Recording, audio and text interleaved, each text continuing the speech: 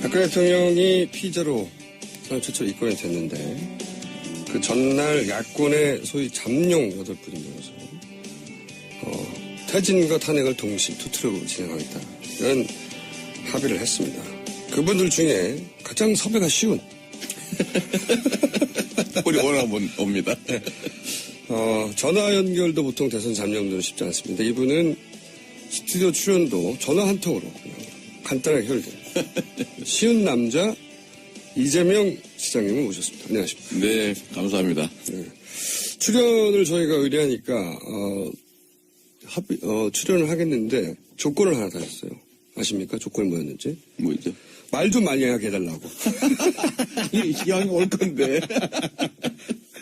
그래서 저희가 직접 스튜디오에 모시고 첫 번째 인터뷰 진행하고 중간에 저희가 한번 쉬었다가 또 3, 4부에서도 3부에서도 나오십니다. 그러니까 들으시다가 질문 있으신 분들은 저희 문자로 남겨주시면 제가 질문을 골라서 실시간으로 이재명 씨에게 바로 1m 앞에 앉아 계시거든요. 네. 선배가 굉장히 쉬운 분인데. 너무 우습게 알지는 좀 말아주시면 좋겠어요. 전 좀 우습습니다. 요즘 인터넷에 본인 이름 하루에 몇 번 검색하세요? 수십 번 하지요. 내 이름 기사 몇 번 나와도 맨날 하시죠. 네, 제가 그걸 왜 하냐면 그걸 또 다시 또 2차적으로 또 제 의견을 붙여서 또 뭐 트위터든 페이스북이든 이런 데 써야 되고. 그래야 또 기사가 또 나오니까. 또 나오죠. 저는 사실은 줄이 올려서 절대 안 써주니까. 어제 보니까 아니 8명 서 있는데 왜 저에서 딱 자르냐고요 도대체. 네. 화면에서도 탁 안희정 지사 옆에서 탁 잘라버리고 말이에요. 네. 발언도 그것까지만 보도하고 내 건 빼버리고. 너무 서러우니까 그래도 우리 김어준 총수 같은 분들이 불러주니까. 네. 그래서 이제 한이 맺혀서 검색하는 거죠. 내일은. 네. 주변 본인이 검색하는 한계가 있으니까 주변 보좌관들한테 검색하라고 하시죠. 내가 놓친 기사 없어? 뭐 그것까지는 아닙니다. 게다가 제가 이재명 시장님을 처음 인터뷰할 때 그 지지율이 약 0.1% 정도 나왔거든요. 네, 그때 없었죠. 네. 0.1%라는 건 사람들이 실수로 누를 때 나오는 거거든요. 네. 네. 1년 만에 10%가 넘어왔어요. 100배가. 네. 요즘 안 피곤하시죠? 뭐 그런까지 물어보십니까? 네, 안 피곤할 거라고 봅니다. 네. 잠도 잘 안 오고 막 흥분돼가지고 10%가 넘어가면서 이제 여론조사 발표들 보면 기간마다 조금씩 다르긴 한데 안철수 전 대표를 제치고 3위로 올라섰다. 네. 문재인 반기문 다음에 3위로. 네. 야권에서는 2위인 거죠. 요거 보고 흥분하셨죠? 저는 사실 흥분하지 않았어요. 우리 총수님은 흥분했을 거라고 예측하시는데. 거짓말. 시기가 좀 빠른 정도. 저는 뭐 그랬대요. 당연한, 옳게 왔구나? 예, 좀 빠르다. 그게 좀 당황스러운 정도. 그 비결은 뭐라고 보십니까? 비결이랄 건 없고요. 이제 세상이 많이 변했는데, 전에는 우리 국민 대중들이 정치에 동원당했죠. 그런데 요즘은 이제 네트워크가 워낙 발달하고, 또 뭐 사회적 불평도 너무 커지고 이러다 보니까 국민들이 자기 목소리를 내게 된 거예요. 전 세계적인 현상인데 우리 사회도 다를 바가 없고. 그리고 저는 뭐 정치인이 국민을 지도하는 게 아니라 국민의 뜻을 대리하는 대리인이고 월급 받는 머슴 종업원 이렇게 생각하니까 저는 그 국민들의 열망 이런 것들이 분출될 출구가 필요하다. 본인이 출구였다? 출구가 되려고 노력했죠. 그랬더니 사람들이 출구인 줄 알아봐 준 겁니까? 조금? 아직까지 조금이죠.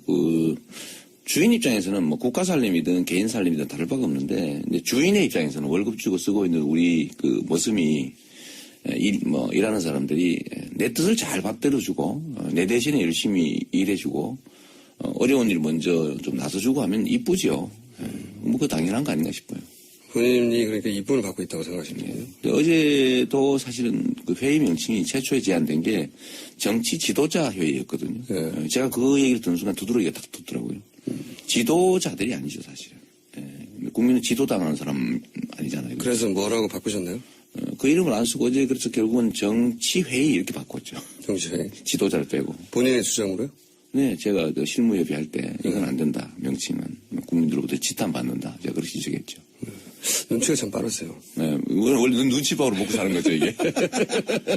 이 눈치가 빨라야 돼요. 네. 근데 이제 이 얘기를 지속적으로 들으실 텐데 10% 올라가긴 했는데 그 지지자들이 이제 보수 지지자들을 끌어온 건 아니고 네. 네. 실제로 보면 야권 내에 예를 들어 다른 잠재 후보들의 지지를 끌어온 거 아니냐. 그러니까 결국 확장성 없는 거 아니냐 이런 얘기 또 한 번 듣기도 해요. 일단 강성 야권 지지자들은 좋아하는데 원래 저는 정치가 그런 거라고 보죠. 노무현 대통령이 하신 말씀 중에 이건 지지자를 조직하는 게 정치다라고 얘기하신 일도 있는데요. 저는 그거 맞다고 보거든요. 우리가 100% 국민의 지지를 받기 위해서 하는 게 아니라 51%를 넘기면 되는 거거든요. 상대 진영의 지지자를 끌어오기 위해서 소위 중도 이동 확장 전략을 많이 얘기하죠. 이 소위 중도라는 사람들 이해관계에 민감한 정치적 입장 말고 자기 이익에 민감한 부류인데 이런 쪽은 자기한테 이익이 되냐를 판단하는 거지 그 사람의 포지션이라는 게 중요하게 생각하지 않거든요. 근데 만약에 포지션을 자꾸 이동하잖아요. 중간중으로 애매모호하게 그러면 의심을 받죠. 그리고 저는 지지를 확장하는 게 실력을 보여줘서 신뢰를 확대해 나가는 과정이지 입장을 애매하게 해가지고 중간지대에 있는 사람들이 지지할 거라고 생각하는 건 착각이고 특히 보수 언론들이 만든 소위 기득권자들이 만든 프레임이라고 봅니다. 그러니까 맨날 거기 빠지죠. 유의해서 볼 거는 이 보수 주류 언론들이 결코 보수 집단들한테는 중도 이동을 요구하지 않습니다. 철저히 자기 조직을 챙기도록 하죠. 그리고 나서 야권 지지자들이 일로 옮겨오라고 주장한다는 거죠. 근데 그렇지만 그래도 여전히 보수 성향의 지지자들이 시장님한테 넘어왔다는 정황은 없지 않습니까 지금? 제가 증거는 있지요. 몇 명이요? 최소 수십만 원 될 텐데 실제 예를 한번 들면 성남의 분당이라고 하는 곳이 있잖아요. 강남병인데 제가 매우 어떻게 보면 좀 과격하고 원칙적이고 천당 아래 분당이라고 전투적이고 이런데 성남에서는 분당 지역의 저에 대한 지지도가 이 본시가지 쪽보다 더 높습니다. 이제는. 오히려. 네. 그리고 제가 며칠 전에 예비역 장성들이 저한테 제안하는 걸 제가 들었는데 예비역 장성들이요? 네, 그분들이 얘기가 지금 자존심이 상한다. 뭐 군사 기밀이나 또 이런 뭐 한일 정보보호협정 이런 거에 대해서 우리가 아무것도 없던 것 없이 저렇게 하는 것에서 저보고 문제 제기를 해달라고 이렇게 제안이 들어온 거예요. 장성들 몇 명이요? 뭐 몇 명인지는 모르죠. 한 분 아닙니까 혹시? 그렇지는 않고 그 한 분이 전달해 준 사람이니까 최소 2명 이상이지. 그러니까 이게 보수라고 하는 분들도 그러니까 부패하고 그 나쁜 짓만 골라하던 소위 구악들이 보수라는 이름을 포장을 하고 있지만 그쪽을 분리해야 됩니다. 분리해야 된다는 것은 진짜 이 사회가 합리적이고 공정하고 규칙과 원칙대로 흘러가길 바라는 게 원래 보수잖아요. 그런데 이 보수의 이름으로 사실은 이 구악들이 온갖 부정부패, 폐악은 이런 데 다 저지르는 자들이 보호받고 있는데 그걸 분리해 주길 바라는 거죠. 저는 구악들한테 지지받고 싶지는 않아요. 구악들은 제가 그때 말씀드렸던 것 작사를 내야 되는 거죠. 작사를. 엄정한 책임을 물어야 된다. 근데 그게 아니고 예를 들면 이 사회의 좋은 가치를 지키고자 하는 그야말로 생각이 바른 이런 보수, 진짜 보수들은 오히려 이 사회가 그 책임에 행위에 따른 책임이 부여되는 그런 합리적 사회가 되기를 바라죠. 그러면 박근혜 대통령과 그 주변 세력은 구악입니까? 거의 구악들이라고 봐야죠. 범죄 집단이잖아요. 그것도 단순히 범죄를 저지르는 게 아니라 국가 공권력을 사적인 이익을 위해서 마구 남용하는 그야말로 분탕질하는 수준의 조직범죄 집단이고요. 지금은 아예 법 위반에 대해서 보통 사람들은 야 이거 좀 규칙 위반인데 우리가 좀 그래도 숨어서 하자 이래야 되는데 이 사람들은 대놓고 하잖아. 그죠? 좀 전에 뭐 PPL 얘기도 나왔습니다만 PPL, 대통령이 PPL 국가 권력을 이용해서 이거 말이 안 되는 거죠. 그래서 저는 그 집단 자체가 뭐 기본적으로 범죄 집단이라고 봅니다. 구악 그 자체죠. 그럼 대통령이 명예퇴진할 기회를 주겠다 이런 얘기도 나오는데 무슨 명예퇴진입니까? 그 청와대를 나서는 순간에 바로 구치소로 보내야 됩니다. 왜냐하면 우리 사회에서 그 수없이 국민을 학살했던 이승만, 네. 군사 쿠데타하고 인권 침해하고 했던 박정희, 뭐 친일분자들 말할 것도 없고요. 그 다음에 광주에서 수백 명 학살했던 전두환, 다 잘 먹고 잘 살고 있잖아요. 이걸 보고 배운 겁니다. 이 70년 동안 이렇게 해왔기 때문에 이 기득권자들은 아무리 나쁜 짓을 해도 처벌받지 않는다. 자기들이 처벌해 줄 테니까. 그러다 보니까 이게 교만을 넘어서서 그야말로 간이 배밖에 넘은 상황이 돼서 대놓고 아주 그냥 범죄를 저지르는 거죠. 제가 사례 하나를 얘기를 하면 이 소위 검찰 간부 중에 네. 이 뇌물을 처벌하는 사람인데 네. 자기 이름의 계좌로 자기 이름의 계좌로. 수억 원을 송금받은 자가 있어요. 직접. 네. 걸려서 얼마 전에 현금으로 예를 들어서 박스로 받은 게 아니라 그냥 계좌로. 그거는 확신이 있기 때문에 우리는 처벌되지 않는다. 왜냐하면 자기들이 처벌해 줄 테니까. 그 양반이 처벌 아직 안 처벌 받고 받았습니다. 그 양반을 받았는데 이제 그런 인식이 이미 황당한 상황이죠. 아니 보통 사람들 같으면 그래도 뭐 증거 없이 현금으로 그렇죠. 누르려고도 안 하는데 보이는 데서 봤는데 그런 노력 계좌로 조차. 그런 노력. 근데 이번에 박근혜를 둘러싼 그 주변 사람들 행태가 딱 그렇죠. 저희가 몇 마디 안 했는데 제가 이제 워낙 말이 많은 인간인데 말도 안 끊고 몇 마디 안 했는데 벌써 15분이 흘렀고요. 들으시다가 이재명 시장 참모에도 나옵니다. 시장님한테 질문 있으신 분은 문자를 주시면 저희가 직접 물어보기로 할고요. 2분 여기서 마치고 잠시 후 3부에서 다시 뵙겠습니다. 이재명 시장도 함께합니다. 섭외가 가장 쉬운 대선 전문 이재명 시장 모시고 인터뷰 이어가려고 하는데 검찰의 발표 중에 마음에 안 드시는 거 있습니까? 저는 뭐 세부적인 내용을 잘 모르니까요. 근데 검찰의 일반적인 수사 방향을 보면 청와대를 매우 많이 배려했다. 그렇죠. 기본 기조가 그렇죠. 그러니까 뭐 원래 긴급 체포해서 뭐 증거 인멸이나 이제 이불 맞출 시간을 안 주는 게 기본인데 그 최순실 입국하니까 아이고 뭐 건강이 안 좋으신데 좀 쉬다 나오시라고 뭐 31시간 동안 최순실은 현금 5억을 또 인출했대요. 뭘 했는지. 네. 뭐 그런 거에다가 또는 최초의 청와대의 예를 들면 피의자가 아니라 참고인이다. 네. 뭐 이렇게 하니까 청와대는 조사를 거부할 명분이 생긴 거죠. 이제 참고인은 안 가도 되는 거거든요. 네. 법률적으로 협조하는 거니까. 그런 것들을 보면 뭐 그렇게 큰 의지를 갖고 있지 않은 것 같고 뭐 적당한 선에서 뭐 조정한 게 아닌가 싶은 생각이 특히 뇌물죄가 빠진 부분. 그러게 그게 무슨 사면이니 무슨 사업과 관계돼서 만약에 이재명이 그랬으면 네. 바로 뇌물죄로 갔겠죠. 네. 그죠? 무기징역 받죠. 네, 무기징역 씨. 저도 보다가 이거 나 걸리면 무조건 무기징역인데 네. 그러더라고요. 그러니까 뭐 법정 체화형이 10년 네. 무기징역밖에 없는 범죄를 한두 개도 아니고 수없이 저질렀는데 뭐 특히 뇌물죄는 심하잖아요, 그죠? 근데 그거는 어쨌든 배려해 준 것 같은 느낌도 크게 배려해 준 거죠. 네. 그런데 이제 박근혜 대통령이 검찰 수사에 전혀 응하지 않겠다라고 했어요. 근데 이게 왜 응하지 않는 걸까요? 누군가를 기다리는 겁니까, 이거? 그들은 원래 그렇죠. 그러니까 이거는 이제 덮는 수순으로 조사받을 생각이었는데 이제 안 덮어지니까. 하도 또 국민들 여론도 나쁘고 하다 여론 보니까. 나쁘니까. 그러니까 이 좀 그래도 다 드러나 버린 거잖아요. 사실 검찰 수사보다도 국민이 아는 게 더 많아요. 그러니까 그렇죠. 이런 상태라서 이제 조사를 받으면 이제 소위 빼도 박도 못하는 상황이 오기니까 거부하는 게 차라리 낫겠다 이렇게 된 것 같고요. 그냥 누구 기다리는 거 아닙니까, 이거? 뭐 그런 것도 있겠죠. 시간을 끄는 거죠. 네. 그러니까 시간을 끄는 이유가 뭐라고 보십니까? 특검도 끌려고 하는 것 같은데. 반전을 노리는 거죠. 누구를 통한 반전을 역사적으로 이들은 언제든지 성공했거든요. 그러니까 뭐 심각한 국정 혼란이나 아니면 국민들의 엄청난 저항이 생긴 후에 시간이 지나고 난 다음에 언제든지 반전을 통해서 복귀하고 그걸 기회로 만들어서 또 새로 집권하고 있잖아요. 4.19 때 그렇죠. 박정희 대통령이 국제타를 한다는 거. 60항쟁 후에는 6.29 선언을 선언으로 해가지고. 노태우가 그 성과를 먹어버렸죠.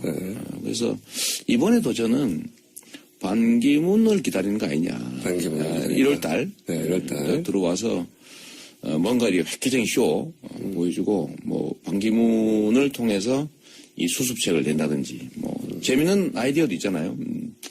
내가 그냥 뭐 대통령 한 2년만 하고 그 사이에 개헌할 테고 그 사이에 내 조정자 역할만 해주겠다 뭐 이러면서 개헌 얘기를 한다든지 또 제3지대 만들어가지고 뭐 그쪽에 대표 선수로 나서면서 과거에 이제 6.29 선언처럼 네. 소위 6.29 코스프레 이런 거 한번 하면서 대반전을 노리는 거 아니냐.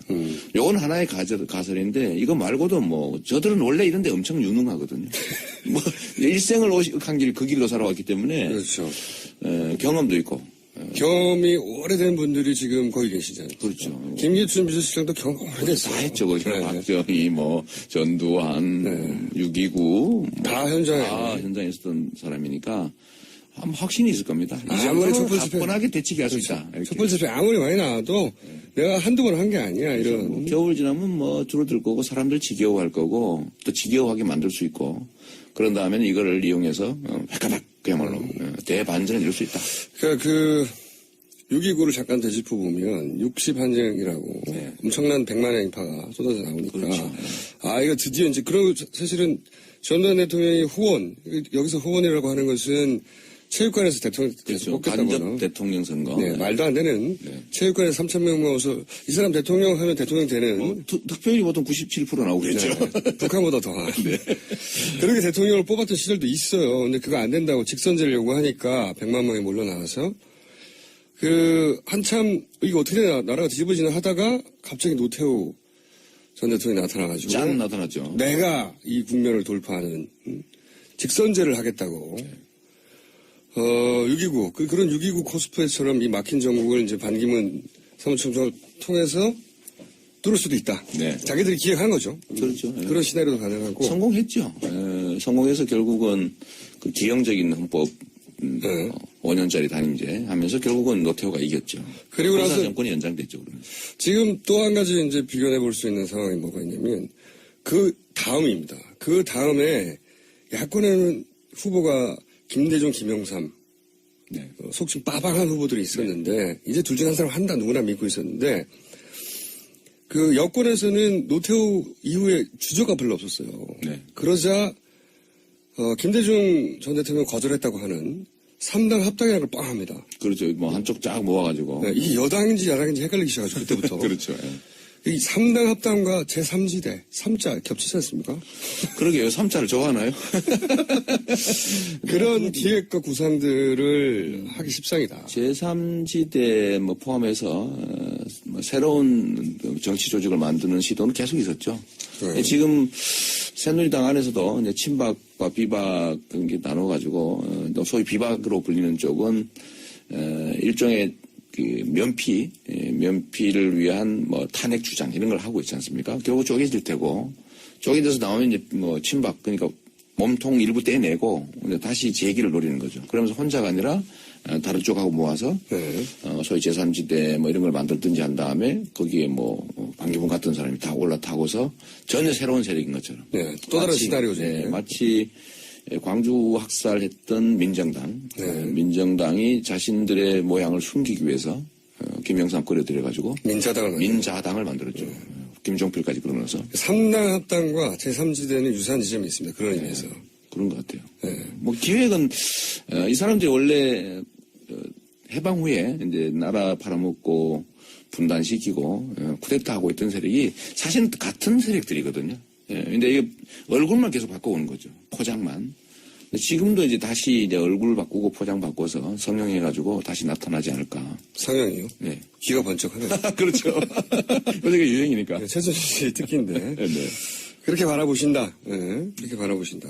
거기 경계심을 가져야죠. 네. 6.29 코스프레 좋은 단어 나왔네요. 네. 6.29 코스프레. 이 사람도 코스프레 되게 많이 해요.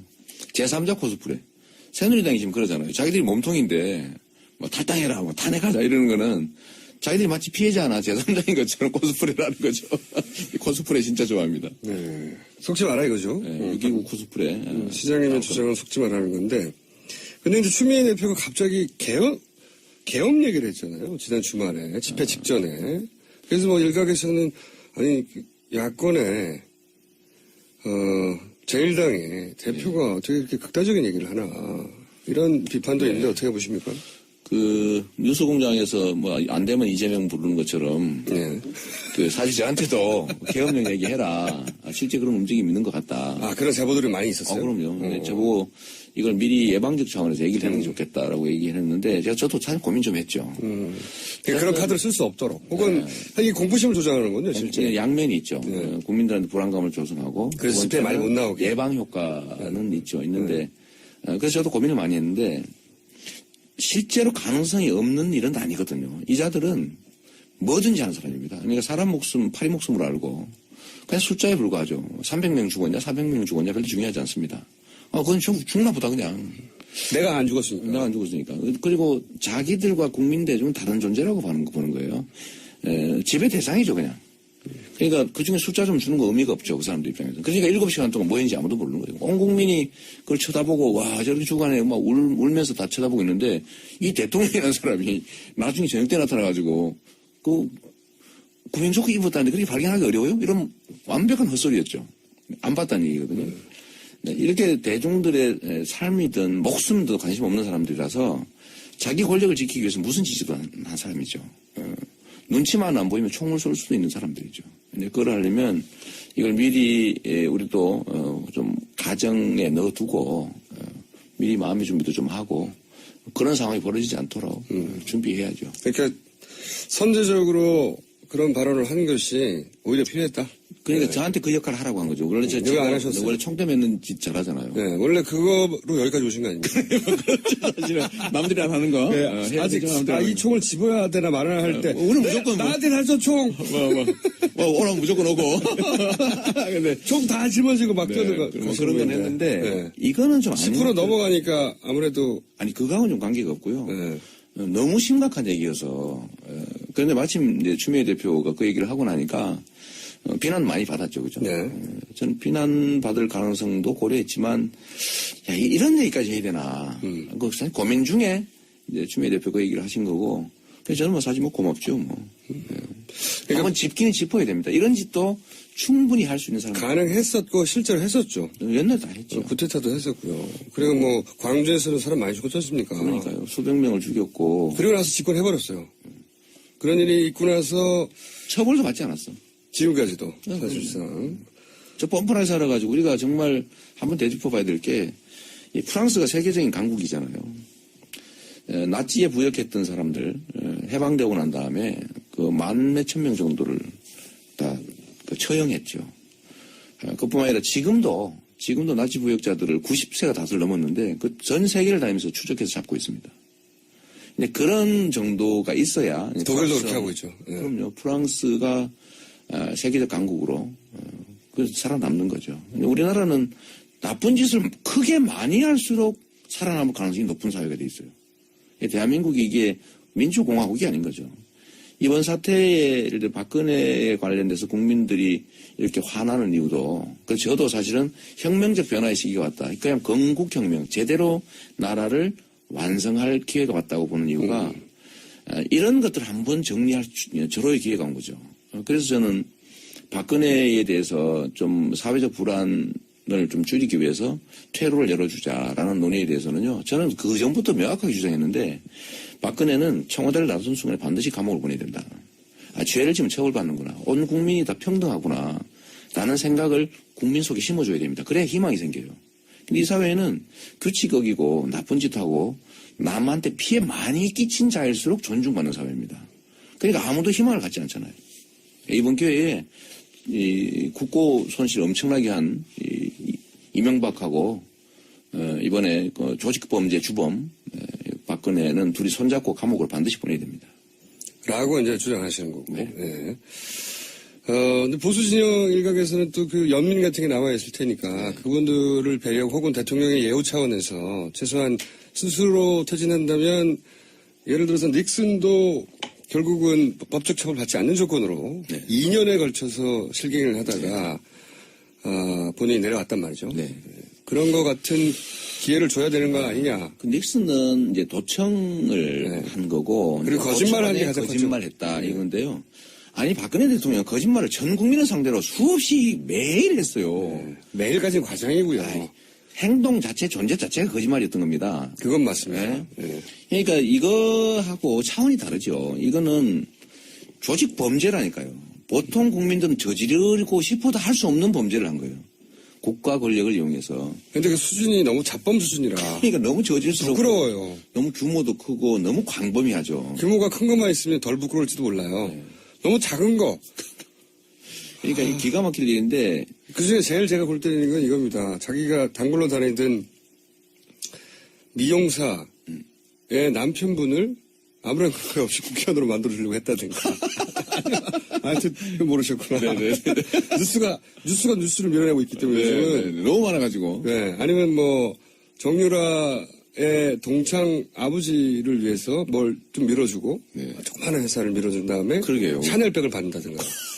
이거는.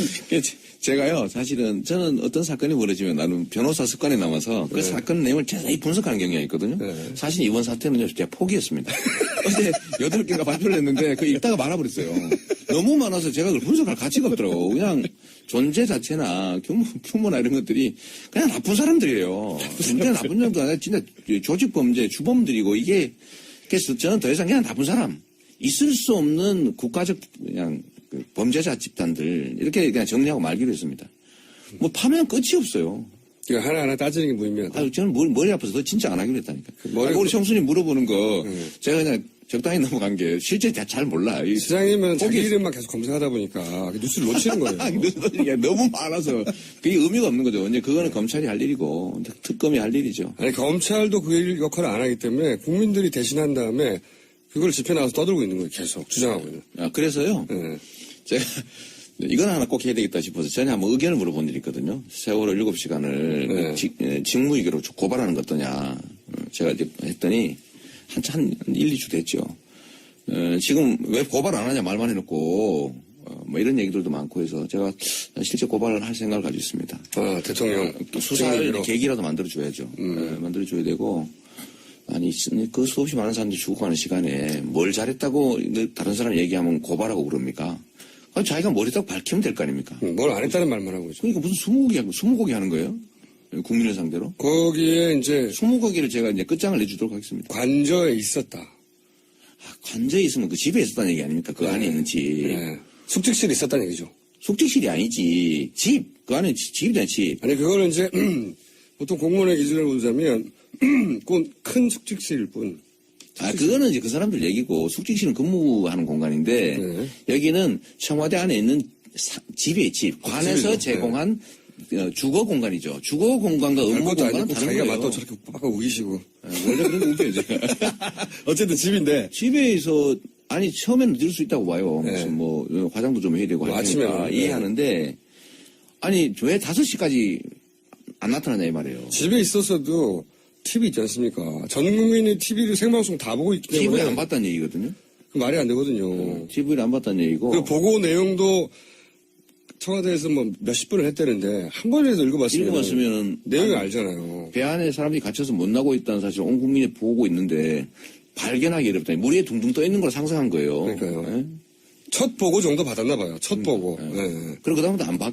저는 첫 보고도 안 받았을 거라고 봅니다. 받을 수 없는 상황이었거나. 그럼 어디 있었다고 보시면 그냥 하는 소리죠. 추측이지만 그 사람들이 굳이 뭐 청와대 안 있었다고 우기는 걸로 보면 저는 바깥에 있을 가능성이 더 많았다고 생각해요. 하도 있었다고 하니까. 아니 가서 저는 아무리 대통령이 무서워도요. 야, 이 수백 명이 죽어갑니다. 그리고 그 관저에 있으면 가서라도 얘기하지요. 쉽죠. 가서 얘기해야지. 안 하면 저는 만약에 관저에 있는데 이 공무원들이 가서 대면 보고 안 하고 서면 보고 하란다고 서면 보고만 하고 있었다면 그 자들도 직무유기범들입니다. 메일만 보냈다는 거 아닙니까? 그러니까 그 자들도 직무유기의 주범들이에요. 보고 안 한 거잖아요. 있는데 왜 보고를 안 합니까? 쫓아가서 얼굴 보여주고 흔들었어야죠. 깨우든가. 그러니까 이게 아닌 거죠. 제가 보기에는 그 청와대 공무원들이 아무리 엉망진창이로 그 관저에서 있는 사람이고 깨어 있는 사람이라면 가서 대면으로 이거 진짜 건드립니다. 이거 빨리 오셔야 됩니다라고 얘기했겠지요. 근데 아무도 한 사람이 없는 거 아닙니까? 이건 그 자리에 없었을 가능성이 매우 높아요. 매우 없다고 주장하면서 요 가능성은 괜찮아. 가능성 얘기인데 뭐.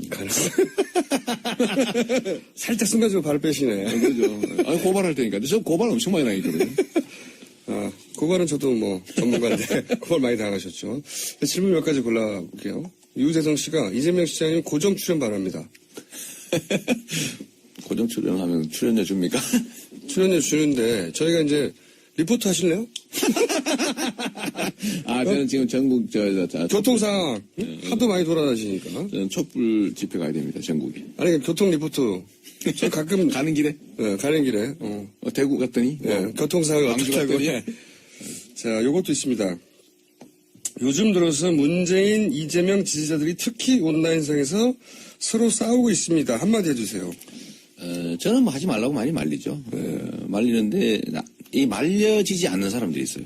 저는, 어차피 우리가 나중에 한 길로 가야 될 사람들이고, 저는 제가 경선에서 이길 거라고 확신하고 있으니까, 그럴 경우에 그쪽이 지지를 받아야 되잖아요. 그러니까 그쪽 갈라지면 안 되거든? 그래서 저는 공격하지 마라.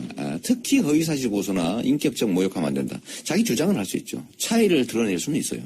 근데 그걸 넘어서는 가지 말라고 수없이 저는 가끔씩 트위터나 이런 거 쓰면 제가 쪽지도 보내고요. 대놓고 얘기도 합니다. 그걸 도움 안 된다. 근데 말 안 듣는 사람들 안 정체가 사람이 뭡니까? 있어요. 근데 저는 그게 공작조라고 보는 거죠. 제가 얼마 전에 이재명이 의도적으로 야권 지지자들을 분열시키는. 네, 그러니까 저에 대해서 탈당을 했었다고 허위사실 유포하고 심지어 이명박이 아바타다 이런 얘기까지 하고요. 노무현 대통령 공개투사입니다. 이래가지고 저를 이제 분리하려고 하는. 네, 그래서 좀 상상력이 좀 그러니까 좀 그럴듯하게 연결되더라고요. 상당히 많이 먹혔어요. 탄핵을 주장하는 게 지가 즉시 사퇴하면 선거 준비할 시간이 짧아 보니까 시간 오래 걸린 탄핵하려고 그런다. 저쪽 부탁받아 하는 짓이다. 이런 것까지 해가지고 상당히 이명박 전 대통령의 아바타라는 건 무슨 논리적 연결로? 탄핵을 주장하는 게 새누리당이고 그건 시간 끌려는 것이고 결국 기각될 거 알면서 면죄부 주려고 하는 작전인데 그 뒤에 이명박이가 있는데 이재명이가 그 주장을 따라하는 걸로 봐서 이명박계다. 아마 이렇게 얘기하는 거죠. 근데 이게 상당히 많이 유포돼가지고, 거기 믿는 사람이 저한테 쪽지도 많이 오고요. 카페나 이런 데 보면, 진짜, 그럴 줄은 몰랐다, 이런 사람도 있고. 그래서 제가 그 얘기도 한번 한 거죠. 그냥, 박근혜 가지고 요새 이제 주제니까 박근혜 대통령은 반드시 감옥으로 보내야 된다고 하면서 끝에 다 붙이는 거예요. 이명박도 함께 손잡고. 그 이유가 있는데, 하여튼, 이거는 저는 문재인 지지자들도 아니고, 문재인 지지자인 척하는 분열 공작조라고 생각합니다. 그래서 저는 명백한 허위사실 유포하고 이런 데 대해서는 전에도 한번 제가 공개적으로 한 얘기가 있는데 지금 자료 수집해서 법적 조치하려고 그러거든요. 왜냐하면 이게 허위사실 유포는 전공이시잖아요. 전공이지. 허위사실 유포는 대의민주주의, 주권자의 판단을 흐리는 사회악이에요. 그게 어느 쪽에 있는 척 하든지 간에. 그래서 우리 야권 안에서도 있으면 안 되고 저는 우리 야권 지지자들이 그런 정도 수준 낮은 사람들이 아니라고 생각하거든요. 결국엔 공작조다. 분열을 야기하는. 저는 아니라고 믿습니다. 알겠습니다. 시장님이 구단주인 성남 축구팀이 2부로 추락했습니다. 책임지십시오. 진짜 제가, 말을 못하겠는데, 저는 진짜 재정 지원이나 이런 거, 다른 프로그램 못지않게 진짜 열심히 했고, 진짜 독립성 부여했고 했는데. 본인이 구단주인 축구팀 하나 일부러 유지 못하는 사람이 어떻게 대권에 나오신다고. 제가 감독이 아니라서.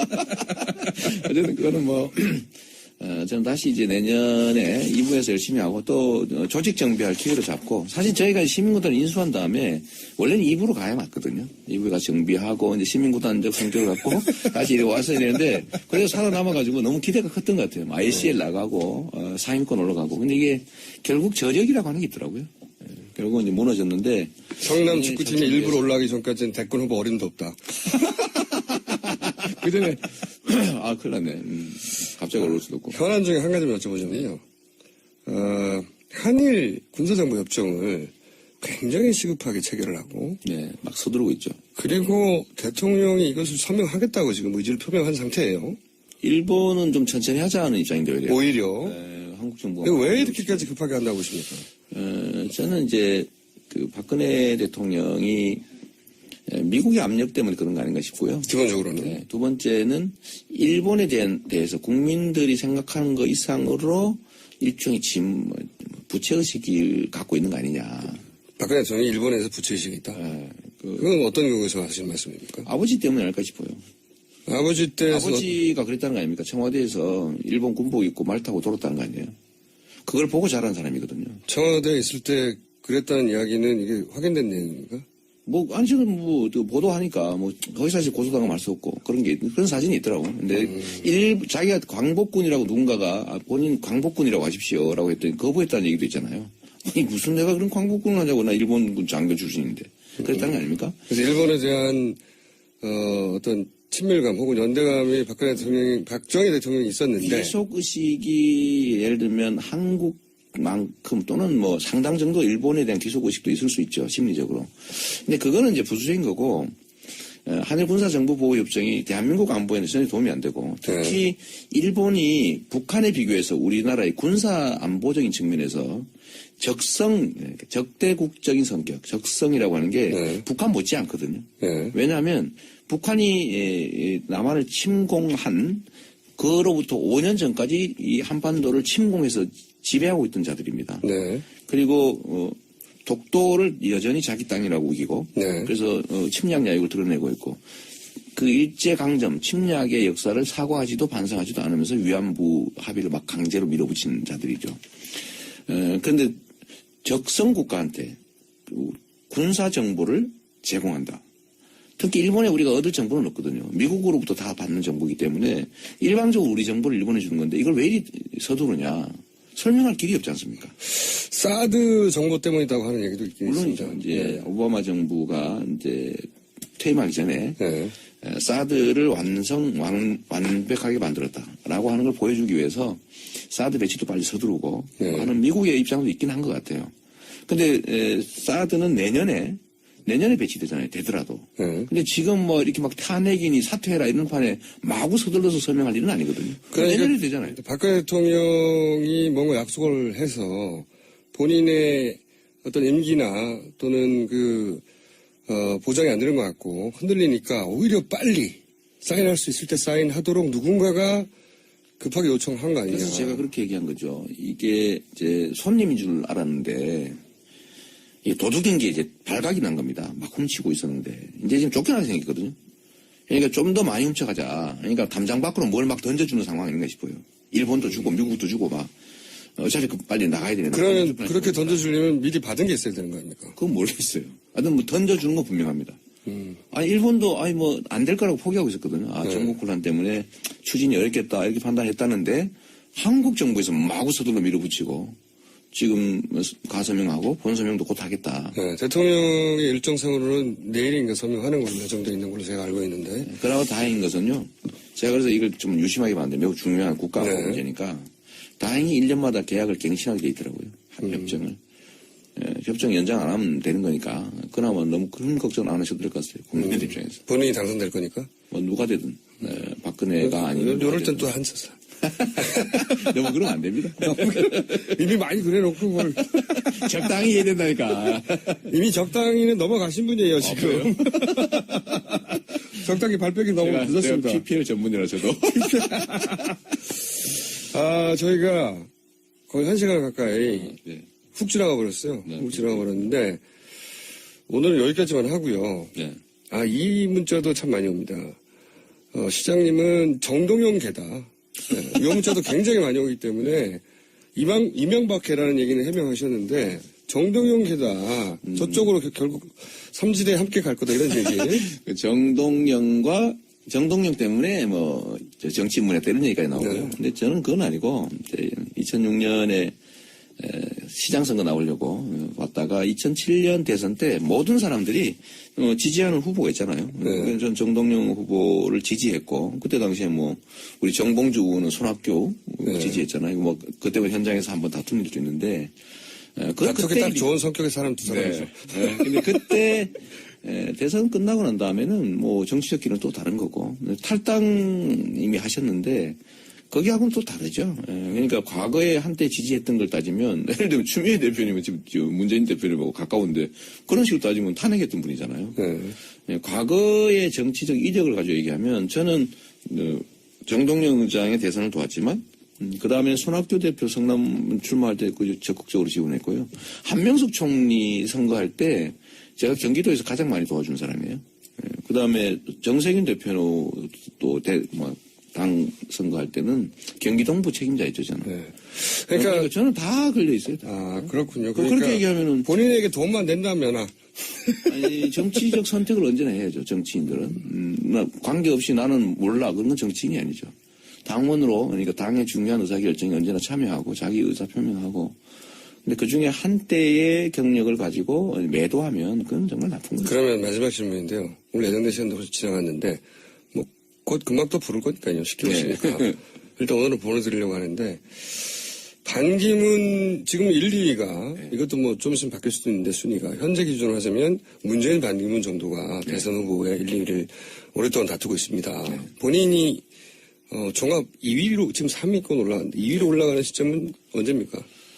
진짜 시간 예측이 잘 안 되더라고요. 이제 그 국민들의 여론이라고 하는 게 저도 놀라울 정도로 빨리 변하고 하기 때문에 저는 예측을 내년 봄 정도에 보통 내년 봄 정도에 생각했어요. 2등까지는 내년 봄이요? 아니 지금 10%를 넘어버렸고 10%가 내년 봄 생각했는데 저는 그 안철수 대표를 확실하게 넘어서 문재인 대표님을 쉽게 넘지는 못할 테고요. 왜냐하면 5년 동안 준비하신 분인데 뭐 인지도 90%가 넘고 저는 인지도 50%도 안 된 사람이니까 한두 달 정도 되면 그래도 지금보다는 좀 많이 나아지지 않을까. 한 달. 2등 정도는 따라잡을 수 있다. 한두 달. 2등을 따라잡을 수 있을지는 잘 모르겠어요. 근거는요? 시대의 흐름이죠. 그럼. 그 무섭습니다. 저는 정치인의 역할을 대리하는 거라고 봅니다. 근데 보통 사람들이 지도한다고 생각하죠. 이제 저는 대리에 충실하려고 하기 때문에 저는 우리 머슴을 부리는 주인, 국민들이 저를 곧 이뻐하게 될 거다. 좀 더 많이 그렇게 생각합니다. 말 잘 듣지, 험한 일 앞에서 먼저 잘하려고 그러지. 자, 지금까지, 지지율 3위, 최근 여론조사 몇 군데에서 3위에 올라서서 매일 30여 차례 본인의 이름을 포털에 검색하고 있는 이재명 성남시장이었고요. 조만간 다시 저희가 모시기로 하겠습니다. 오늘 말씀 감사합니다. 네, 제가 지금 나가면서 얼마나 많은 분들이 이 뉴스 공장 봤는지 곧 뉴스 검색을 해보도록 하겠습니다. 감사합니다. 얼른 가주십시오. 네. 저거 잊지 마시고요. 가실 때마다 가끔 저기 연락해가지고 교통정보. 알겠습니다. 전국을 다니면서. 네, 감사합니다. 네. 구명조끼 입었다는데 그렇게 발견하기 어려워요? 이런 완벽한 헛소리였죠. 안 봤다는 얘기거든요. 네, 이렇게 대중들의 삶이든 목숨도 관심 없는 사람들이라서 자기 권력을 지키기 위해서 무슨 짓도 한 사람이죠. 눈치만 안 보이면 총을 쏠 수도 있는 사람들이죠. 근데 그걸 하려면 이걸 미리 우리도 좀 가정에 넣어두고 미리 마음의 준비도 좀 하고 그런 상황이 벌어지지 않도록 준비해야죠. 그러니까 선제적으로 그런 발언을 한 것이 오히려 필요했다. 그러니까 저한테 그 역할을 하라고 한 거죠. 원래 제가 안 하셨어요. 원래 총대 맺는 짓 잘하잖아요. 네, 원래 그거로 여기까지 오신 거 아닙니까? 그렇죠. 사실은 남들이 안 하는 거. 네, 아직 이 총을 집어야 되나 말아야 할 때. 오늘 무조건 나한테 달죠 총. 오늘 무조건 오고. 근데 총 다 집어지고 막 뛰어들고 그런 건 했는데 이거는 좀 10% 넘어가니까 아무래도 아니 그거하고는 좀 관계가 없고요. 너무 심각한 얘기여서. 그런데 마침 이제 추미애 대표가 그 얘기를 하고 나니까 비난 많이 받았죠, 그죠? 저는 비난 받을 가능성도 고려했지만, 야, 이런 얘기까지 해야 되나. 그 고민 중에 이제 추미애 대표 그 얘기를 하신 거고, 그래서 저는 사실 고맙죠, 한번 짚기는 짚어야 됩니다. 이런 짓도 충분히 할 수 있는 사람. 가능했었고, 실제로 했었죠. 옛날에 다 했죠. 구테타도 했었고요. 그리고 광주에서는 사람 많이 죽었지 않습니까? 그러니까요. 수백 명을 죽였고. 그리고 나서 집권해버렸어요. 그런 일이 있고 나서. 처벌도 받지 않았어. 지금까지도 사실상.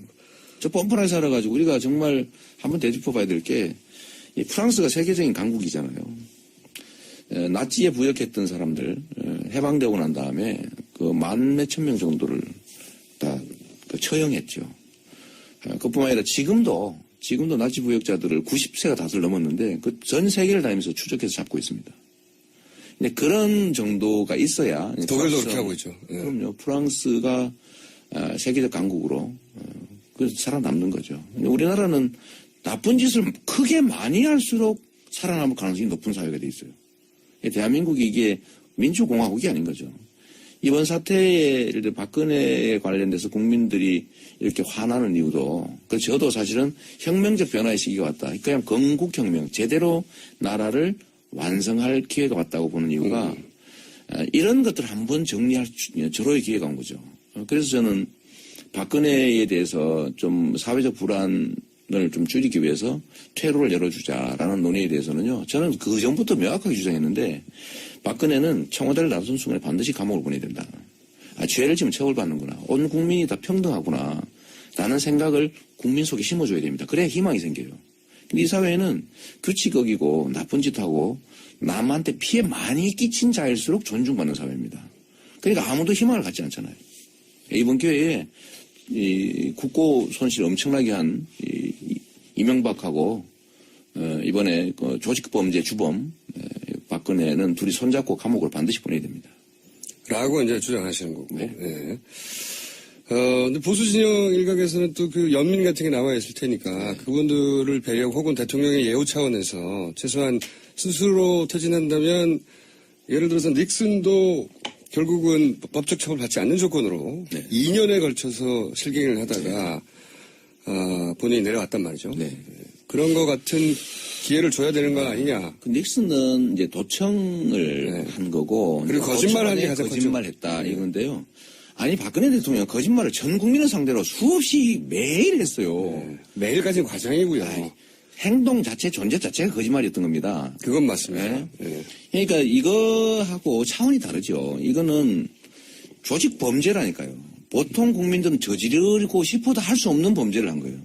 국가 권력을 이용해서. 근데 그 수준이 너무 자범 수준이라. 그러니까 너무 저질스럽고. 부끄러워요. 너무 규모도 크고 너무 광범위하죠. 규모가 큰 것만 있으면 덜 부끄러울지도 몰라요. 네. 너무 작은 거. 그러니까 이 기가 막힐 일인데. 그중에 제일 제가 골 때리는 건 이겁니다. 자기가 단골로 다니던 미용사의 남편분을 아무런 관계 없이 국회의원으로 만들어주려고 했다든가. 하여튼 모르셨구나. 뉴스가 뉴스를 밀어내고 있기 때문에 요즘은. 너무 많아가지고. 네. 아니면 뭐 정유라의 동창 아버지를 위해서 뭘 좀 밀어주고 조그마한 회사를 밀어준 다음에 그러게요. 샤넬백을 받는다든가. 이거는 제가요, 사실은 저는 어떤 사건이 벌어지면 나는 변호사 습관에 남아서 그 사건 내용을 자세히 분석하는 경향이 있거든요. 사실 이번 사태는요, 제가 포기했습니다. 어제 8개가 발표를 했는데 그 읽다가 말아버렸어요. 너무 많아서 제가 그걸 분석할 가치가 없더라고. 그냥 존재 자체나 규모나 이런 것들이 그냥 나쁜 사람들이에요. 진짜 나쁜 사람도 아니라 진짜 조직범죄 주범들이고 이게 그래서 저는 더 이상 그냥 나쁜 사람 있을 수 없는 국가적 그냥 그 범죄자 집단들 이렇게 그냥 정리하고 말기로 했습니다. 뭐 파면 끝이 없어요. 이거 하나하나 따지는 게 무의미하다. 저는 머리 아파서 더 진짜 안 하기로 했다니까. 우리 형수님 물어보는 거 제가 그냥 적당히 넘어간 게 실제 잘 몰라. 시장님은 자기 이름만 계속 검색하다 보니까 뉴스를 놓치는 거예요. 너무 많아서 그게 의미가 없는 거죠. 이제 그거는 검찰이 할 일이고 특검이 할 일이죠. 아니 검찰도 그 역할을 안 하기 때문에 국민들이 대신한 다음에 그걸 집회 나와서 떠들고 있는 거예요. 계속 주장하고 있는. 그래서요. 제가 이건 하나 꼭 해야 되겠다 싶어서 전에 한번 의견을 물어본 일이 있거든요. 세월호 7시간을 직무유기로 고발하는 거 어떠냐. 제가 이제 했더니 한 1, 2주 됐죠. 지금 왜 고발 안 하냐 말만 해놓고 뭐 이런 얘기들도 많고 해서 제가 실제 고발을 할 생각을 가지고 있습니다. 대통령 수사를 계기라도 만들어줘야죠.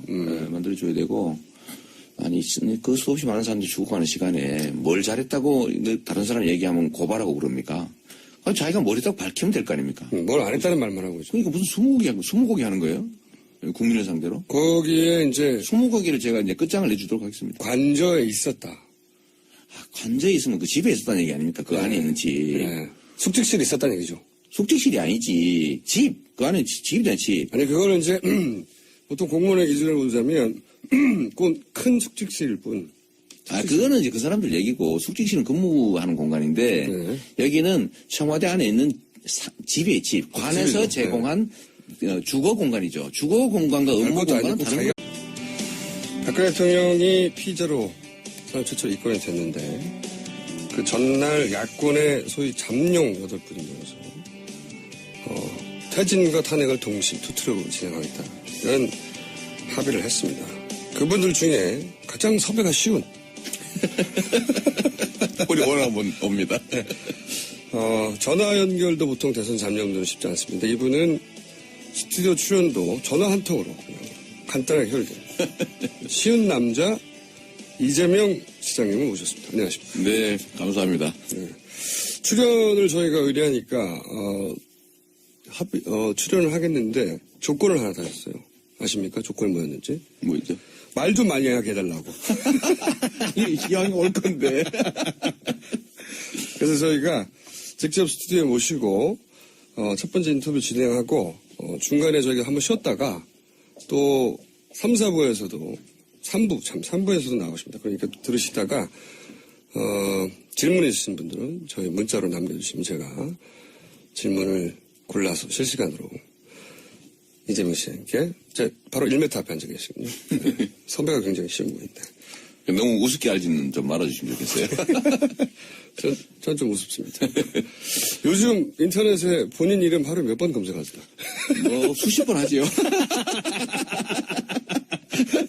내 이름 기사 몇 번 나와도 맨날 하시죠. 예. 네, 제가 그걸 왜 하냐면 그걸 또 다시 또 2차적으로 또 제 의견을 붙여서 또 뭐 트위터든 페이스북이든 뭐 이런 데 써야 되고. 그래야 또 기사가 또 나오니까. 또 나오죠.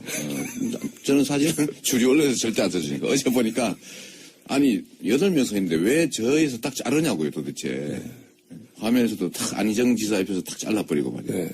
발언도 그까지만 보도하고 내 건 빼버리고. 너무 서러우니까 그래도 우리 김호준 총수 같은 분들이 불러주니까. 네. 그래서 이제 한이 맺혀서 검색하는 거죠. 내 이름을. 네. 주변 본인이 검색하는 한계가 있으니까 주변 보좌관들한테 검색하라고 하시죠. 내가 놓친 기사 없어? 뭐 그것까지는 아닙니다. 게다가 제가 이재명 시장님을 처음 인터뷰할 때 그 지지율이 약 0.1% 정도 나왔거든요. 네, 그때 없었죠. 네. 0.1%라는 건 사람들이 실수로 누를 때 나오는 거거든요. 네. 네. 근데 1년 만에 10%가 넘어왔어요. 100배가. 네. 요즘 안 피곤하시죠? 뭐 그런 까지 물어보십니까? 네, 안 피곤할 거라고 봅니다. 네. 잠도 잘 안 오고 막 흥분돼가지고 10%가 넘어가면서 이제 여론조사 발표들 보면 기간마다 조금씩 다르긴 한데 안철수 전 대표를 제치고 3위로 올라섰다. 네. 문재인, 반기문 다음에 3위로. 네. 야권에서는 2위인 거죠. 요거 보고 흥분하셨죠? 저는 사실 흥분하지 않았어요. 우리 총수님은 흥분했을 거라고 예측하시는데. 거짓말. 시기가 좀 빠른 정도. 저는 뭐 그래도. 당연한, 올게 왔구나? 예, 좀 빠르다. 그게 좀 당황스러운 정도. 그 비결은 뭐라고 보십니까? 비결이랄 건 없고요. 이제 세상이 많이 변했는데, 전에는 우리 국민 대중들이 정치에 동원당했죠. 그런데 요즘은 이제 네트워크가 워낙 발달하고, 또 뭐 사회적 불평도 너무 커지고 이러다 보니까 국민들이 자기 목소리를 내게 된 거예요. 전 세계적인 현상인데 우리 사회도 다를 바가 없고.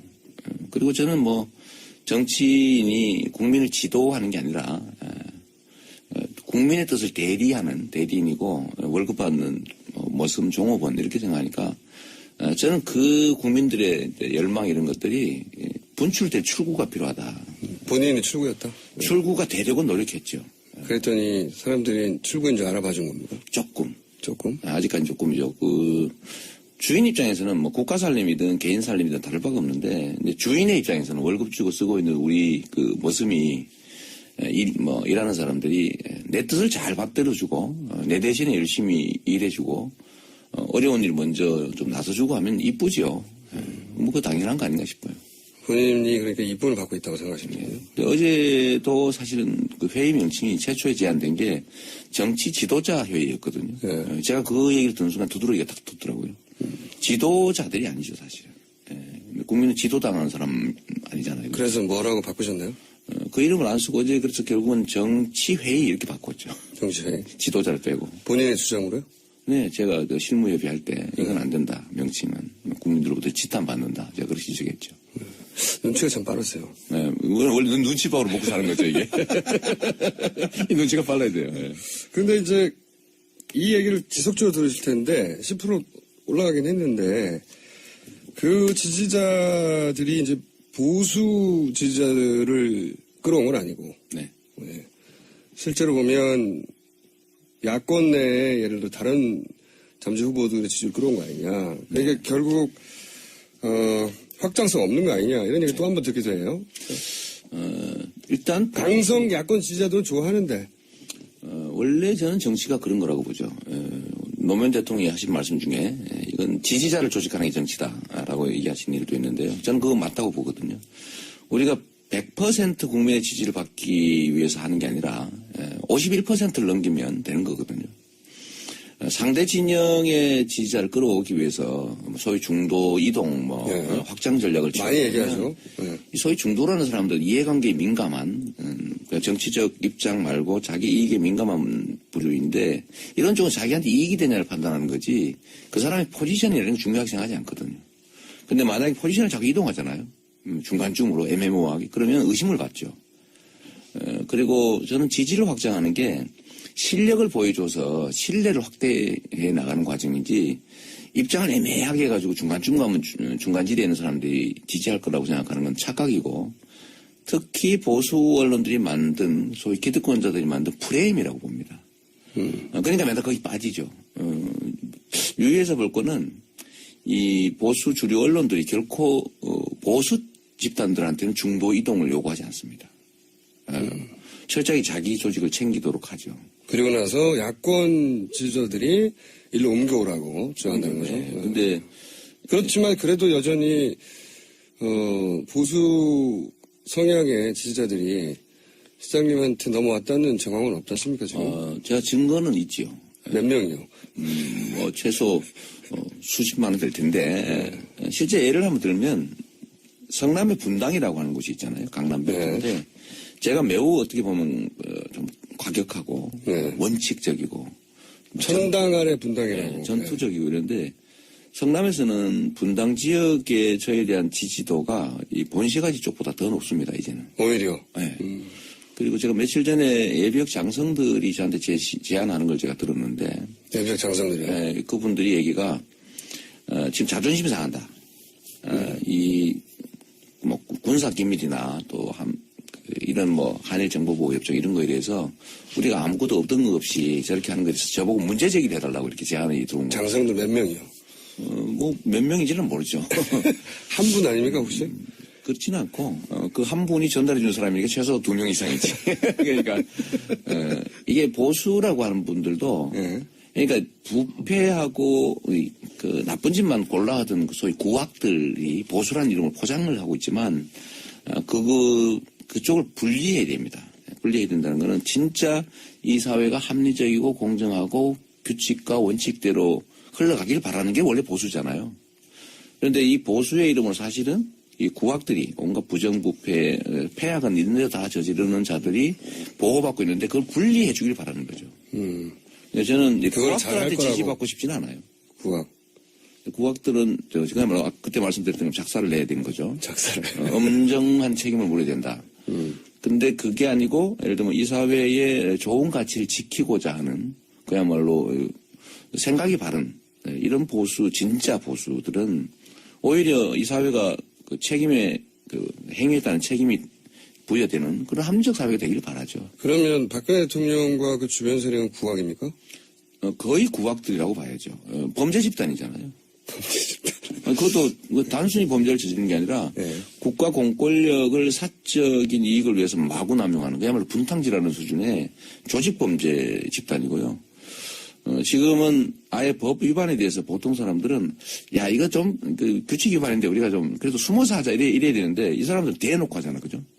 좀 전에 뭐 PPL 얘기도 나왔습니다만 PPL, 대통령이 PPL 국가 권력을 이용해서 이건 말이 안 되는 거죠. 그래서 저는 그 집단 자체가 뭐 기본적으로 범죄 집단이라고 봅니다. 구악 그 자체죠. 그럼 대통령이 명예퇴진할 기회를 주겠다 이런 얘기도 나오는데 무슨 명예퇴진입니까? 그 청와대를 나서는 순간에 바로 구치소로 보내야 됩니다. 왜냐하면 우리 사회에서 그 수없이 국민을 학살했던 이승만, 군사 쿠데타하고 인권 침해하고 했던 박정희, 뭐 친일분자들 말할 것도 없고요. 그 다음에 광주에서 수백 명 학살했던 전두환 다 잘 먹고 잘 살고 있잖아요. 이걸 보고 배운 겁니다. 70년 동안 이렇게 해왔기 때문에 이 기득권자들은 아무리 나쁜 짓을 해도 처벌받지 않는다. 자기들이 처벌해 줄 테니까.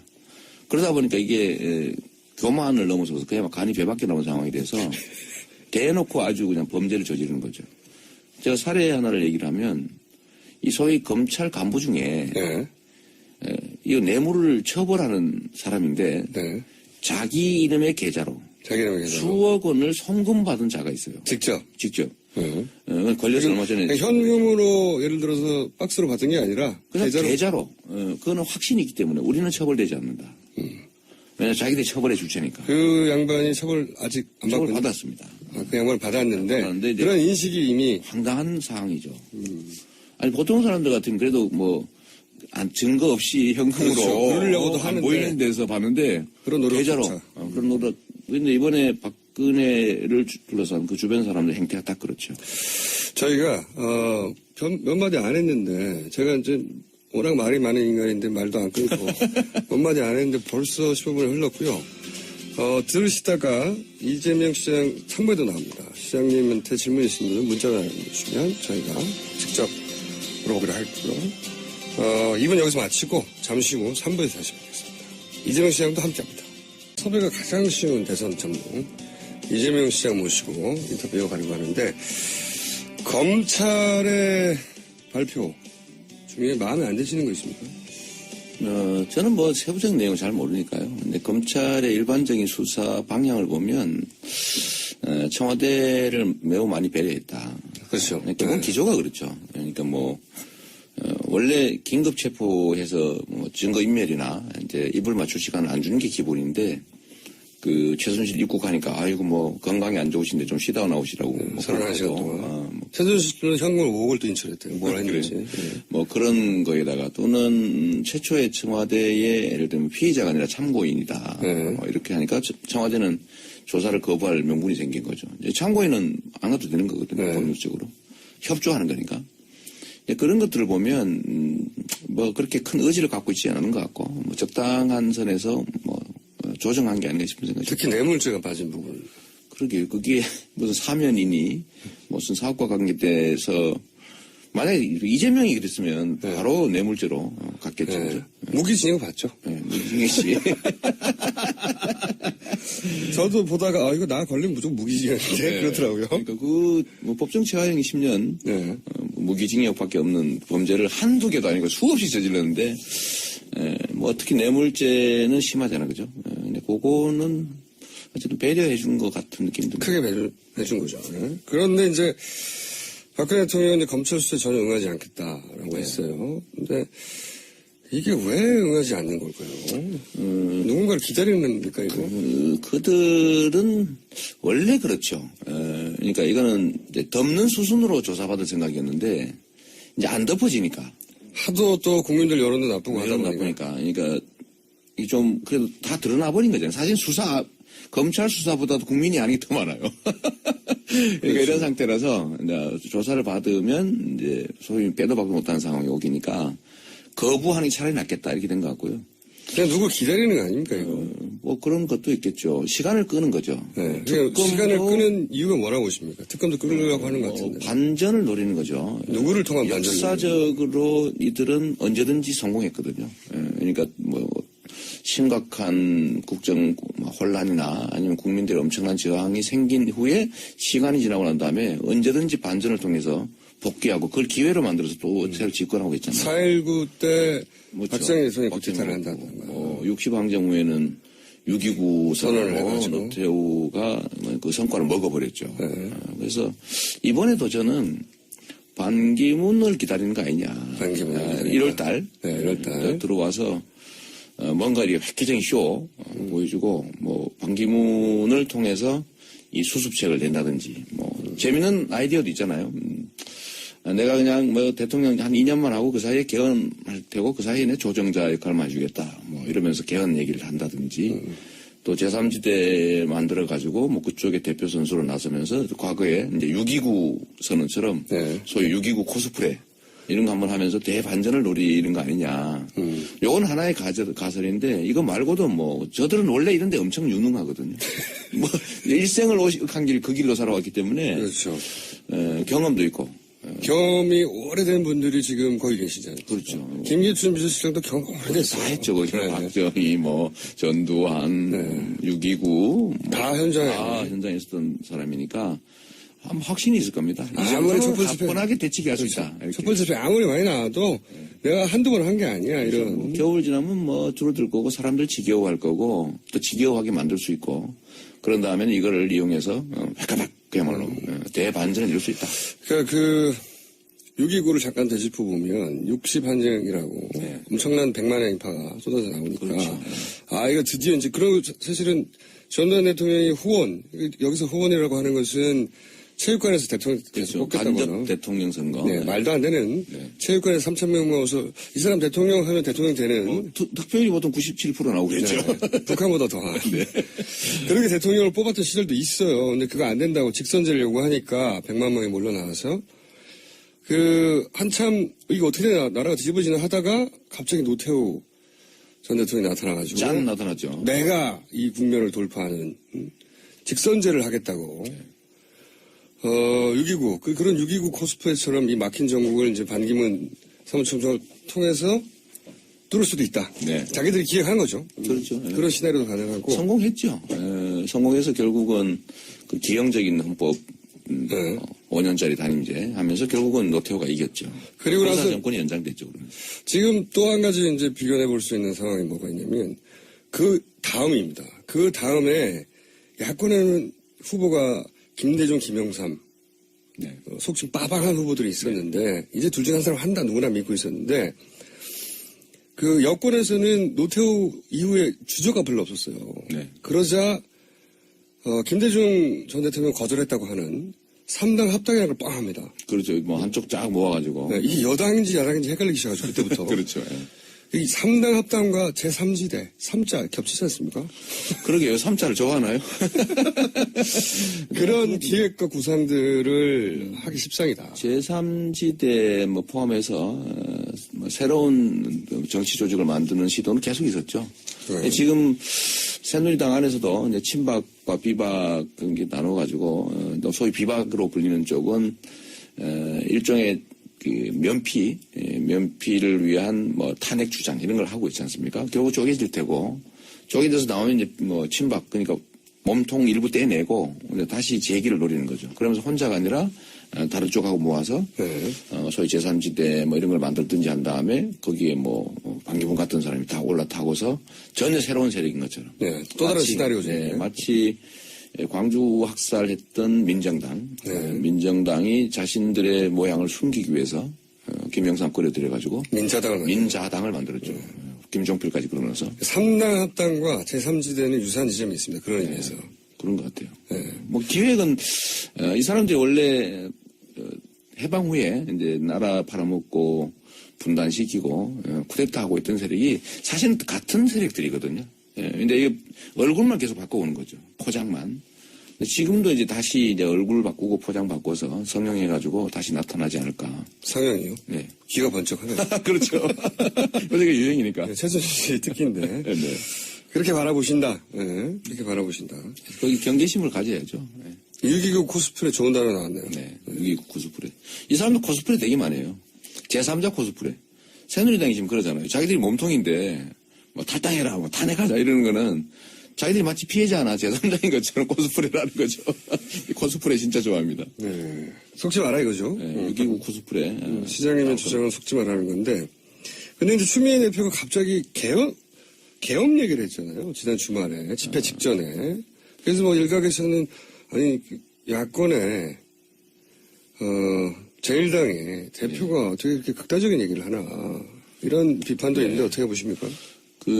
뉴스공장에서 뭐 안 되면 이재명 부르는 것처럼 사실 저한테도 계엄령 얘기해라. 실제 그런 움직임이 있는 것 같다. 그런 제보들이 많이 있었어요? 그럼요. 근데 저보고 이걸 미리 예방적 차원에서 얘기를 하는 게 좋겠다라고 얘기를 했는데 저도 참 고민 좀 했죠.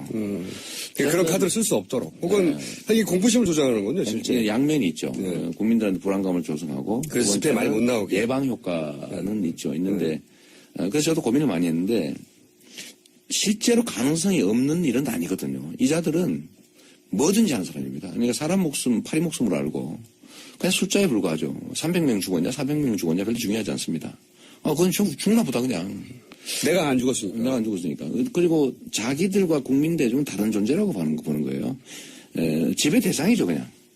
그러니까 그중에 숫자 좀 주는 거 의미가 없죠. 그 사람들 입장에서. 그러니까 7시간 동안 뭐 했는지 아무도 모르는 거예요. 온 국민이 그걸 쳐다보고 와 저렇게 주간에 막 울면서 다 쳐다보고 있는데 이 대통령이라는 사람이 나중에 저녁 때 나타나가지고 맞다 저렇게 빡빡 우기시고. 원래 그런 거 웃겨야지. 어쨌든 집인데. 집에서 처음에는 늦을 수 있다고 봐요. 무슨 뭐 화장도 좀 해야 되고 하니까 아침에는 이해하는데 아니, 왜 5시까지 안 나타나냐, 이 말이에요. 집에 있었어도 TV 있지 않습니까? 전 국민이 TV를 생방송 다 보고 있기 때문에. TV를 안 봤다는 얘기거든요. 말이 안 되거든요. TV를 안 봤다는 얘기고. 그리고 보고 내용도 청와대에서 뭐 몇십 분을 했다는데 한 번이라도 읽어봤으면 내용이 알잖아요. 배 안에 사람들이 갇혀서 못 나고 있다는 사실을 온 국민이 보고 있는데 발견하기 어렵다니. 물 위에 둥둥 떠 있는 걸 상상한 거예요. 그러니까요. 예? 첫 보고 정도 받았나 봐요. 첫 보고. 예. 그리고 그다음부터 저는 첫 보고도 안 받았을 거라고 봅니다. 받을 수 없는 상황이었거나. 그럼 어디 있었다고 그냥 보십니까? 하는 소리죠. 추측이지만 그 사람들이 굳이 뭐 청와대에 안 있었다고 우기는 걸로 보면 저는 바깥에 있을 가능성이 더 많았다고 생각해요. 하도 있었다고 하니까. 아니 가서 저는 아무리 대통령이 무서워도요. 야, 이 수백 명이 죽어갑니다. 그리고 그 관저에 있으면 가서라도 얘기하지요. 쉽죠? 가서 얘기해야지. 네. 안 하면 저는 만약에 관저에 있는데 이 공무원들이 가서 대면 보고 안 하고 서면 보고 하란다고 서면 보고만 하고 있었다면 그자들도 직무유기범들입니다. 메일만 보냈다는 거 아닙니까? 그러니까 그자들도 직무유기의 주범들이에요. 보고 안 한 거잖아요. 네. 있는데 왜 보고를 안 합니까? 쫓아가서 얼굴 보여주고 흔들었어야죠. 깨우든가. 그러니까 이게 아닌 거죠. 제가 보기에는 그 청와대 공무원들이 아무리 엉망진창이로 그 관저에서 있는 사람이고 깨어 있는 사람이라면 가서 대면으로 이거 진짜 큰일입니다. 이거 빨리 오셔야 됩니다라고 얘기했겠지요. 근데 아무도 한 사람이 없는 거 아닙니까? 이건 그 자리에 없었을 가능성이 매우 높아요. 매우 없다고 주장하면서 요 가능성은 괜찮아. 가능성 얘기인데 뭐. 살짝 순간적으로 발을 빼시네. 그죠. 고발할 테니까. 저 고발 엄청 많이 나있거든요. 고발은 저도 뭐 전문가인데 고발 많이 당하셨죠.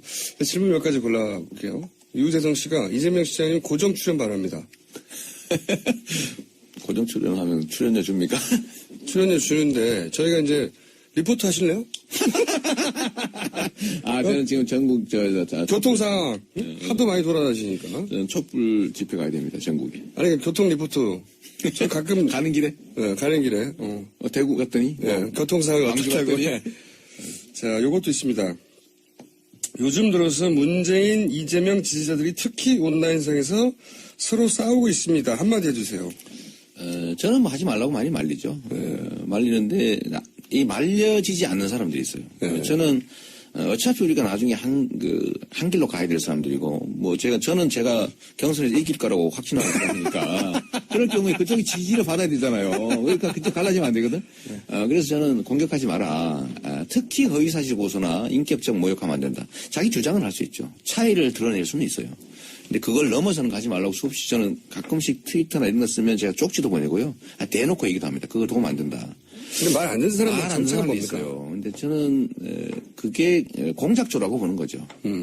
제가 얼마 전에 뭐 이재명이 의도적으로 야권 지지자들을 분열시키는 그러니까 저에 대해서 뭐 탈당을 했었다고 거기사실 유포하고 심지어 이명박의 아바타다 이런 얘기까지 하고요. 노무현 대통령을 공개해두다입니다. 이래가지고 저를 이제 분리하려고 하는 건데. 그래서 상상력이 좀 그러니까 좀 그럴듯하게 연결되도록 상당히 많이 먹혔어요.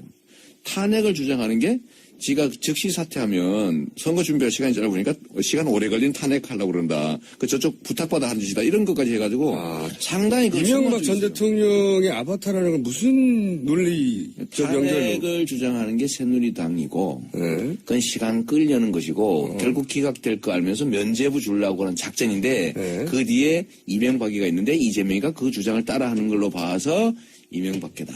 아마 이렇게 얘기하는 거죠. 근데 이게 상당히 많이 유포돼가지고, 거기 믿는 사람이 저한테 쪽지도 많이 오고요. 카페나 이런 데 보면, 진짜, 그럴 줄은 몰랐다, 이런 사람도 있고. 그래서 제가 그 얘기도 한번 한 거죠.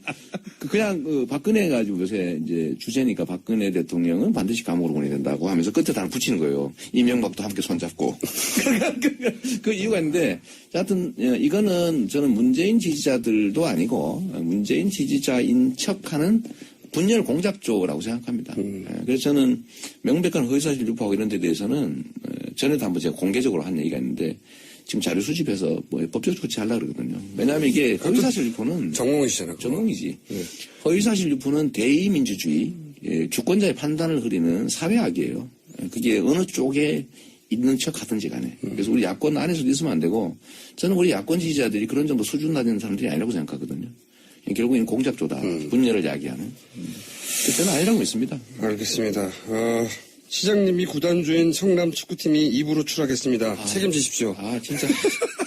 진짜 제가, 말을 못하겠는데, 저는 진짜 재정 지원이나 이런 거, 다른 프로보다 못지않게 진짜 열심히 했고, 제가 독립성 부여했고 했는데. 본인이 구단주인 축구팀 하나 일부러 유지 못하는 사람이 어떻게 대권에 나오신다고. 제가 감독이 아니라서. 어쨌든 그거는 뭐, 저는 다시 이제 내년에 2부에서 열심히 하고 또 조직 정비할 기회를 잡고 사실 저희가 시민구단을 인수한 다음에 원래는 2부로 가야 맞거든요. 2부에 가서 정비하고 이제 시민구단적 성격을 갖고 다시 이렇게 와서 이랬는데 그래서 살아남아가지고 너무 기대가 컸던 것 같아요. ICL 나가고 상위권 올라가고 근데 이게 결국 저력이라고 하는 게 있더라고요. 결국은 이제 무너졌는데 성남 축구팀이 일부러 올라가기 전까지는 대권 후보 어림도 없다. 그 전에 큰일 났네. 갑자기 올라올 수도 없고. 현안 중에 한 가지만 여쭤보자면요. 한일 군사정보 협정을 굉장히 시급하게 체결을 하고. 네, 막 서두르고 있죠. 그리고 대통령이 이것을 서명하겠다고 지금 의지를 표명한 상태예요. 일본은 좀 천천히 하자는 입장인데요. 오히려. 한국 정부가. 왜 이렇게까지 급하게 한다고 보십니까? 저는 이제 그 박근혜 대통령이 미국의 압력 때문에 그런 거 아닌가 싶고요. 기본적으로는. 네, 두 번째는 일본에 대해서 국민들이 생각하는 것 이상으로 일종의 부채의식을 갖고 있는 거 아니냐. 박근혜 대통령이 일본에서 부채의식이 있다? 그건 어떤 경우에서 하신 말씀입니까? 아버지 때문에 아닐까 싶어요. 아버지 때에서. 아버지가 그랬다는 거 아닙니까? 청와대에서 일본 군복 입고 말 타고 돌았다는 거 아니에요?